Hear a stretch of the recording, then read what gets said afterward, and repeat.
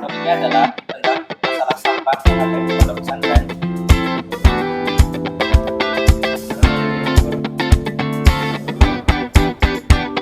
Assalamualaikum warahmatullahi wabarakatuh.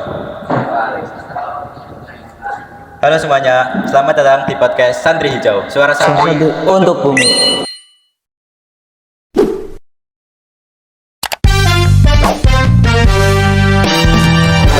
Nama aku Imi Virus Kolbi Dan dari aku- kelas 11.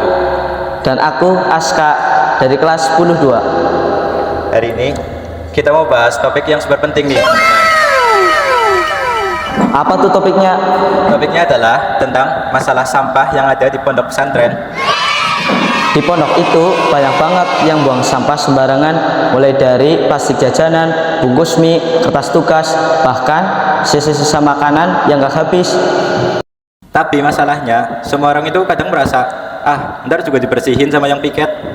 Nah, pola pikir ini nih yang bikin sampah jadi nggak kurus, malah nambah gemuk.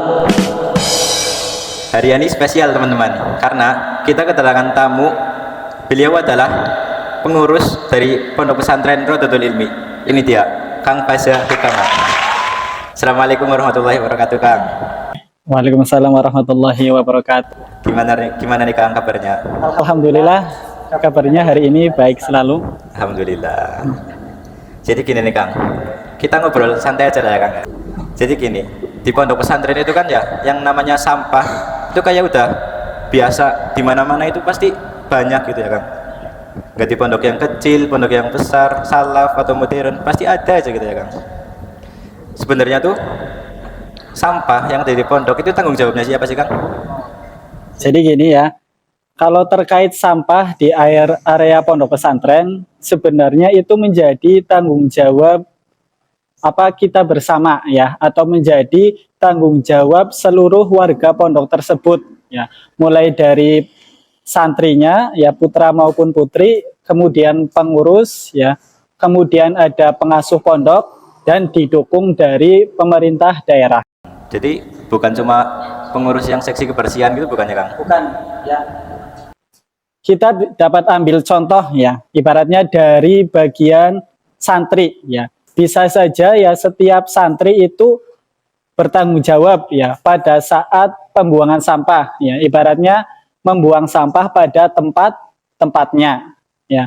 Kemudian santri juga bisa ibaratnya memilah ya, di mana itu antara sampah organik dan sampah anorganik ya. Dan juga santri juga bisa berpartisipasi ya secara aktif pada saat kegiatan bersih-bersih ya area pondok pesantren ya, sesuai dengan jadwal yang telah dibikin oleh pengurus. Nah, di sini pengurus itu berperan ya sebagai pengorganisir ya suatu kegiatan kebersihan itu ya, atau kebersihan itu bisa berjalan dengan lancar. Itu dari bagian pengurus ya.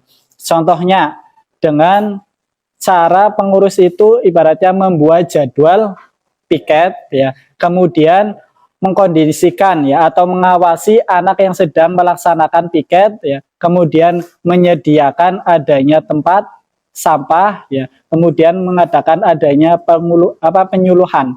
Itu dari pihak pengurus. Nah, kalau dari pihak pengasuh pondok sendiri ya, mungkin kebijakan terkait peraturan pembuangan sampah ya yang diterapkan oleh pengasuh pondok pesantren ya, kemudian menekankan pentingnya untuk membuang sampah pada tempatnya atau menjaga kebersihan lingkungan pondok pesantren ya. Dan juga dari pengasuh ya bisa saja ibaratnya mengecek ya fasilitas ya yang diperlukan supaya kegiatan bersih-bersih ya atau pengolahan sampah itu bisa berjalan dengan baik. Seperti itu. Tapi kalau udah gitu pengurus sudah buat jadwal piket, pengasuh juga udah gitulah Kang, buat struktur, buat rencana, buat itu. Tapi pasti ada aja santri-santri yang disuruh piket malah kabur, malah ngumpet gitu. Kira-kira kalau gitu solusinya gimana ya Kang? Solusinya berarti menekankan itu ya, apa kepentingan atau kesadaran diri pada setiap santri ya. Jadi diharapkan ya adanya apa ya, sosialisasi ya, atau supaya intinya yang di situ supaya anak itu merasa bahwa tanggung jawab kebersihan ya atau tanggung jawab terkait sampah itu menjadi kewajiban kita semua ya, atau menjadi kewajiban diri kita sendiri ya, yang dimana ibaratnya kalau tanggung jawab ya atau rasa di dalam diri santri tersebut ya sudah tertanam ya, mungkin ya nantinya kalau ibaratnya di situ melihat ada sampah yang berserakan atau mungkin ada temannya yang membuang sampah itu masih kurang benar, mungkin bisa langsung dibilangin ya, saling menasehati, atau ibaratnya santri itu melihat secara langsung ya berarti bisa langsung mengambilnya dan membuang sampah itu di tempatnya, mungkin seperti itu. Biasanya Kang, kalau anak pondok itu kan biasanya banyak nasi-nasi yang tersisa Ya. itu cara mengatasinya gimana? Oh, kalau nasi-nasi yang tersisa ya mungkin bisa digunakan sebagai pupuk organik ya, atau juga bisa membuat pakan unggas ya. Ibaratnya dari pondok pesantren di situ menyediakan ya, atau ternak unggas, ibaratnya ada bebek ya, mungkin atau basur dan unggas-unggas yang lain ya, yang bisa digunakan ya di situ untuk ibaratnya tadi apa, sampah yang organik itu ya bisa dimanfaatkan kembali. Tapi sebenarnya tuh ngaruh apa sih enggak ke Kang? Kebersihan lingkungan pondok sama kegiatan belajar santri gitu. Oh, jadi terkait ngaruh atau tidaknya itu ngaruh sekali ya, sangat berdampak sekali bagi kegiatan ibaratnya mengajar ya, atau kegiatan menuntut ilmu di dalam lingkungan pondok pesantren ya. Jadi ibarat kalau lingkungan pondok pesantren itu bersih ya, mesti kegiatan belajar mengajar akan berjalan dengan nyaman, dengan tentram, dengan kesehatan ya. Tapi kalau lingkungan pondok pesantren itu kumuh, kotor ya, mungkin kegiatan belajar mengajar akan jadi kurang maksimal ya, karena kegiatan apa, fasilitasnya atau lingkungannya kotor atau kumuh, mungkin itu menjadi hambatan ya, atau kurang maksimalnya kegiatan belajar mengajar, mungkin seperti itu.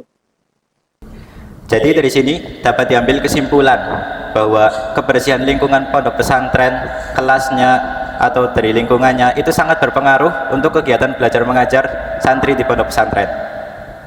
Mungkin segini dulu aja. Masih banyak banget nih Kang.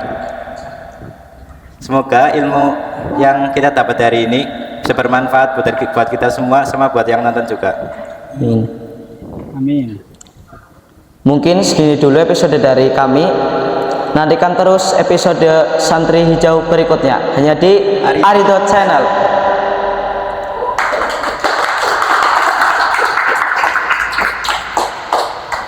Sekian dari kami. Wassalamualaikum warahmatullahi Warahmatullahi wabarakatuh.